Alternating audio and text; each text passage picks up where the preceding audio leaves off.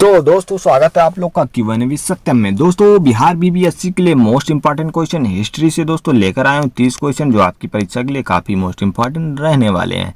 दोस्तों 510 क्वेश्चन अभी तक मैं करा चुका हूँ, उसी की आगे सीरीज को जारी रखते हैं। तो चलिए दोस्तों स्टार्ट करते हैं। आप लोग चैनल पर नए आए तो आप लोग चैनल को सब्सक्राइब कर लीजिए बीपीएससी के लिए। दोस्तों अगर आप लोग इसकी इसकी पीडीएफ चाहते हैं तो आप लोग मेरे चैनल को टेलीग्राम चैनल को आप लोग ज्वाइन कर लीजिएगा। वहाँ पर आपको इसको दोस्तों पीडीएफ मिल जाएगी, तो आप जाके टेलीग्राम चैनल को ज्वाइन कर लीजिएगा। तो टेलीग्राम चैनल का दोस्तों ये लिखिएगा सत्यम टेलीग्राम 1, तो आपको मिल जाएगा। नहीं तो आप डिस्क्रिप्शन में जाके लिंक पर क्लिक करेंगे तो डायरेक्ट आप टेलीग्राम पर पहुँच जाएंगे। तो चलिए दोस्तों स्टार्ट करते हैं। पहला क्वेश्चन, निम्नलिखित में से किस राजवंश के अंतर्गत विजार का चरमोत्कर्ष हुआ था? तो विजारत का चरमोत्कर्ष हुआ था दोस्तों ये तुगलक के। कौन से तुगलक जो राजवंश था उसके चलते ये हुआ था। नेक्स्ट क्वेश्चन, जवाबित थे, तो ये जवाबित थे ये कौन थे? तो जवाबित दोस्तों ये कौन थे?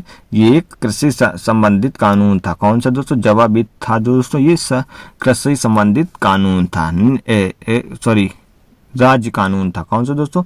ये एक राज्य कानून था। कौन सा? ये था एक राज्य कानून था, राज्य कानून। नेक्स्ट क्वेश्चन, किसके सल्तनत काल में प्रचलित डाक व्यवस्था का विस्तृत विवरण दिया है? तो किसके सल्तनत में डाक का विवरण दिया है? तो ये इब्न बतूता। किसके दोस्तों? Ibn Battuta. ये दोस्तों कहाँ से आया? तो मोरक्को से। कहाँ से दोस्तों? मोरक्को से आया था। नेक्स्ट क्वेश्चन, रजिया सुल्तान किसकी बेटी थी? तो रजिया सुल्तान की बात करें तो ये किसकी बेटी थी? तो ये दोस्तों इल्तुतमिश की। किसकी? इल्तुतमिश की थी रजिया सुल्तान। दोस्तों इल्तुतमिश की बेटी थी। दोस्तों रजिया सुल्तान एक महिला शासक थी, इसके बाद कोई भी महिला शासक नहीं हुई। किसके शासन काल में सबसे अधिक मंगोल आक्रमण हुए थे? तो मंगोल आक्रमण जो है सबसे ज़्यादा जो अलाउद्दीन खिलजी के काल में हुए थे। किसके चलते? अलाउद्दीन खिलजी के काल में सबसे ज़्यादा मंगोल आक्रमण हुए थे। नेक्स्ट क्वेश्चन है, निम्नलिखित में से किस खिलजी शासक ने दिल्ली के राज सिंहासन पर बैठने के लिए अपने ससुर की हत्या कर दी थी? तो कौन सा दोस्तों शासक ने जिसने अपने ससुर की हत्या करी थी? दोस्तों ये अलाउद्दीन खिलजी। कौन? अलाउद्दीन खिलजी था जिसने अपने ससुर की हत्या कर दी थी। नेक्स्ट क्वेश्चन, हड़प्पा के लोगों की सामाजिक पद्धति क्या है? तो हड़प्पा के लोगों की सामाजिक पद्धति उचित समतावादी थी। कौन सी? जो हड़प्पा के लोग थे, हड़प्पा सभ्यता की खोज किसने की थी? दयाराम साहनी ने करी थी। दोस्तों दयाराम साहनी ने करी थी। कब? 1921 में करी थी। नेक्स्ट क्वेश्चन है, सिंधु सभ्यता का सर्वाधिक उपयुक्त नाम क्या है? तो सिंधु सभ्यता का सर्वाधिक उपयुक्त नाम क्या है? तो हड़प्पा सभ्यता। क्या है? हड़प्पा सभ्यता है। चलिए नेक्स्ट क्वेश्चन, सिंधु सभ्यता में बृहत्तम जो सबसे बड़ा स्नानागार पाया गया है तो ये कहाँ पर पाया गया है? तो दोस्तों जो बृहत्तम बड़ा सबसे जो स्नानागार दोस्तों मोहनजोदाड़ो में पाया गया। दोस्तों कहाँ पर? मोहनजोदाड़ो में पाया गया। दोस्तों ये लोथल जो है बंदरगाह दोस्तों ये गुजरात में है। कहाँ पर? गुजरात में। नेक्स्ट क्वेश्चन, सिंधु सभ्यता की मुद्रा में किस देवता का समतुल्य चित्रांकन मिलता है? तो सबसे ज़्यादा जो मतलब मुद्रा जो है उसमें किस देवता का चित्रांकन मिलता है? तो उसमें दोस्तों किसका मिलता है? उसमें दोस्तों शिव जी का मिलता है। किसमें दोस्तों? शिव जी का है या उसमें चित्र में मिलता है चित्रांकन जो है उनकी मुद्रा में। नेक्स्ट क्वेश्चन, हड़प्पा सभ्यता किस युग की सभ्यता है? हड़प्पा सभ्यता जो है किस युग की सभ्यता है? तो हड़प्पा सभ्यता की बात करें ये दोस्तों कांस्य युग की है। कौन सी दोस्तों? कांस्य युग की सभ्यता है हड़प्पा सभ्यता। नेक्स्ट क्वेश्चन, प्रतिहार वंश का महंतम राजा कौन था? जो प्रतिहार वंश का महंतम राजा था तो ये वत्सराज था। कौन सा? वत्सराज था महंतम राजा जो प्रतिहार वंश का था। नेक्स्ट क्वेश्चन है, जलियांवाला बाग जो हत्याकांड हुआ था ये कब हुआ था? मतलब कहाँ पर हुआ था? तो ये दोस्तों जलियांवाला बाग हत्याकांड हुआ था अमृतसर में। कहाँ पर? अमृतसर में हुआ था। कब हुआ था दोस्तों? 13 अप्रैल 1919। जलियांवाला बाग हत्याकांड हुआ था 13 अप्रैल 1919 में हुआ था। नेक्स्ट क्वेश्चन, निम्नलिखित में से कौन सी फसल हड़प्पा कालीन लोगों द्वारा उत्पादित नहीं की जाती थी? तो इनमें से कौन सी फसल थी जो हड़प्पा कालीन के लोग थे तो उसको वो नहीं करते थे, मतलब उपयोग में नहीं करते थे, दालें जो है उत्पादित नहीं करते थे। नेक्स्ट क्वेश्चन, बाकी ये सब करते थे। नेक्स्ट क्वेश्चन है, हड़प्पा के मिट्टी के बर्तनों पर सामान्यतः किस रंग का उपयोग किया जाता था?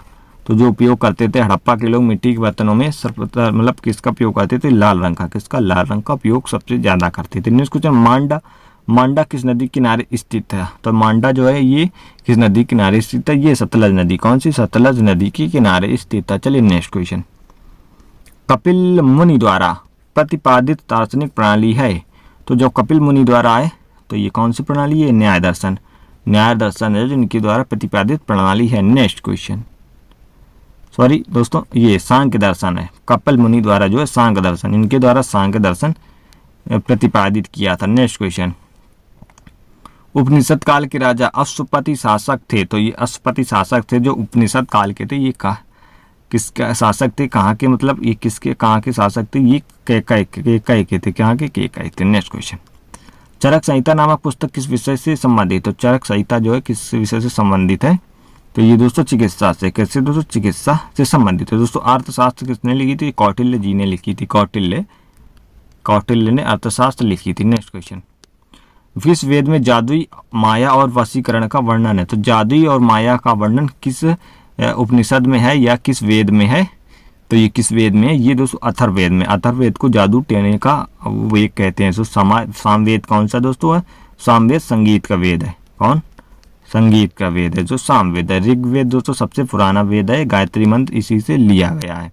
बाकी यजुर्वेद है, ये आप लोग कमेंट करके बताओ इसमें क्या है। नेक्स्ट क्वेश्चन है, ऋग्वेद का कौन सा मंडल मूर्ता सोम को समर्पित है, तो कौन सा मंडल है जो सोम को समर्पित है, नौवां मंडल, कौन सा नौवां मंडल है जो सोम को समर्पित है। चलिए नेक्स्ट क्वेश्चन, ऋग्वेद में सबसे पवित्र नदी किसे माना जाता है, तो ऋग्वेद में अगर सबसे पवित्र नदी की बात करें तो सरस्वती नदी, कौन सी, सरस्वती नदी है जिसे सबसे पवित्र माना जाता है। नेक्स्ट क्वेश्चन, वह स्रोत जिसमें पाटलिपुत्र के प्रशासन वर्णन उपलब्ध है, जो पाटलिपुत्र के प्रशासन वर्णन है वो उपलब्ध है, किस पे उपलब्ध है, तो वो कहाँ पर मिलेगा दोस्तों, इंडिका में, मेगस्थनीज द्वारा रचित इंडिका में दोस्तों इसका वर्णन किया गया है जो पाटलिपुत्र का। नेक्स्ट क्वेश्चन, अशोक के शिलालेखों की प्रयुक्त भाषा, जो अशोक का शिलालेख है उसमें कौन सी भाषा प्रयुक्त करी गई है, तो उसमें प्राकृतक भाषा है, कौन सी दोस्तों, अशोक शिलालेखों में कौन सी भाषा का प्रयुक्त है दोस्तों, प्राकृतक भाषा की प्रयोग किया गया। तो अगर लिपि की बात करें तो दोस्तों ब्राह्मी लिपि है, कौन सी, ब्राह्मी लिपि है, जो सबसे पहले किसके द्वारा पढ़ी गई थी, तो जेम्स प्रिंसेप के द्वारा,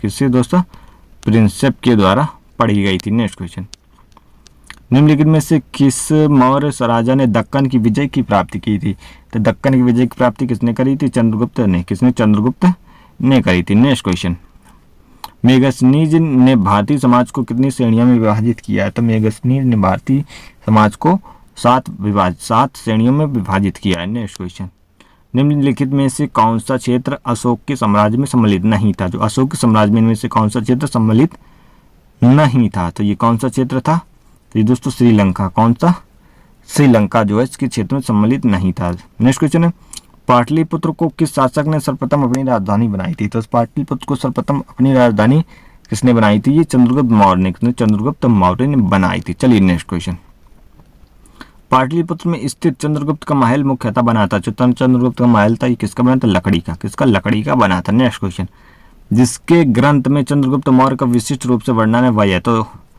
चंद्रगुप्त मौर्य का विशिष्ट जिसका वर्णन है तो वह इनमें से कौन सा ग्रंथ है, तो ये एक विशाखदत्त है, सॉरी विशाखदत्त विशिष्ट रूप से वर्णन हुआ है।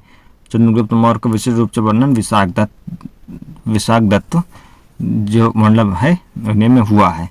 नेक्स्ट दोस्तों, ये 30 क्वेश्चन नेक्स्ट क्वेश्चन दोस्तों 30 क्वेश्चन ये समाप्त होते हैं हिस्ट्री के। तो आप लोग 30 क्वेश्चन में कितने क्वेश्चन समाप्त करें, तो प्रैक्टिस आप जरूर जारी रखिए, क्योंकि बीपीएस परीक्षा आपकी तारीख भी आ गई है, डेट भी तय हो गई है कब है, तो आप लोग को पता होगा। चलिए दोस्तों, अगर वीडियो पसंद आए वीडियो को लाइक कर दे, चैनल को सब्सक्राइब कर ले। मिलते हैं नेक्स्ट वीडियो में। जय हिंद, वंदे मातरम।